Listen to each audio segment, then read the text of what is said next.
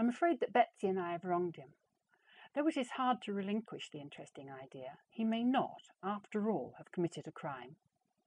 We're now leaning to the belief that he was crossed in love.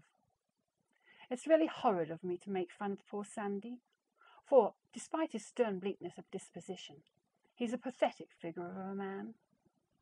Think of coming home after an anxious day's round to eat a solitary dinner in that grim dining room. Do you suppose it would cheer him up a little if I should send my company of artists to paint a frieze of rabbits around the wall? With love, as usual, Sally. Dear Judy, aren't you ever coming back to New York? Please hurry. I need a new hat, and am desirous of shopping for it on Fifth Avenue, not on Water Street. Mrs. Gruby, our best milliner, does not believe in slavishly following Paris fashions. She originates her own styles. But 3 years ago, as a great concession to convention, she did make a tour of the New York shops, and is still creating models on the uplift of that visit. Also, besides my own hat, I must buy 113 hats for my children, to say nothing of shoes and knickerbockers and shirts and hair ribbons and stockings and garters. It's quite a task to keep a little family like mine decently clothed. Did you get that big letter I wrote you last week? You never had the grace to mention it in yours of Thursday, and it was 17 pages long and took me days to write. Yours truly, S. McBride. P.S. Why don't you tell me some news about Gordon? Have you seen him? And did he mention me? Is he running after any of those pretty Southern girls that Washington is so full of? You know that I want to hear. Why must you be so beastly uncommunicative? Tuesday, 4:27 p.m. Dear Judy, your telegram came 2 minutes ago by telephone. Yes, thank you. I shall be delighted to arrive at 5:49 on Thursday afternoon.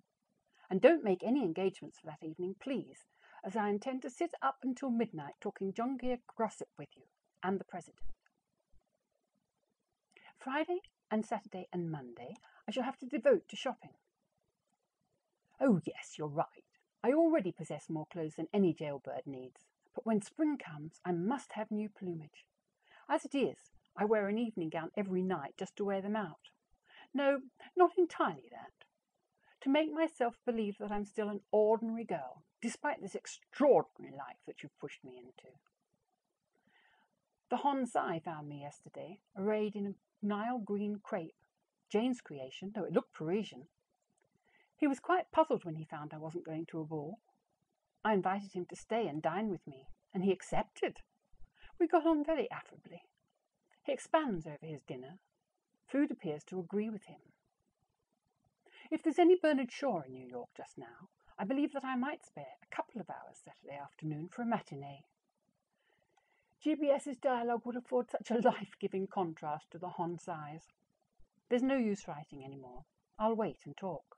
Addio, Sally. P.S. Oh dear. Just as I'd begun to catch glimmerings of niceness in Sandy, he broke out again and was abominable. We unfortunately have 5 cases of measles in this institution, and the man's manner suggests that Miss Snaith and I gave the measles to the children on purpose to make him trouble. There are many days when I should be willing to accept our doctor's resignation. Wednesday. Dear Enemy, your brief and dignified note of yesterday is at hand.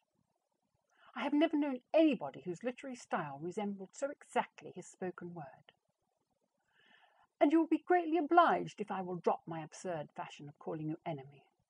I will drop my absurd fashion of calling you enemy just as soon as you drop your absurd fashion of getting angry and abusive and insulting the moment any little thing goes wrong. I'm leaving tomorrow afternoon to spend 4 days in New York. Yours truly, S. McBride. Shade the Pendletons, New York. My dear enemy, I trust that this note will find you in a more affable frame of mind than when I saw you last. I emphatically repeat that it was not due to the carelessness of the superintendent of our institution that those 2 new cases of measles crept in, but rather to the unfortunate anatomy of our old-fashioned building, which does not permit of the proper isolation of contagious cases. As you did not deign to visit us yesterday morning before I left, I could not offer any parting suggestions. I therefore write to ask that you cast your critical eye upon Mamie Prout. She's covered all over with little red spots, which may be measles, but I'm hoping not. Mamie spots very easily. I return to prison life next Monday at 6 o'clock.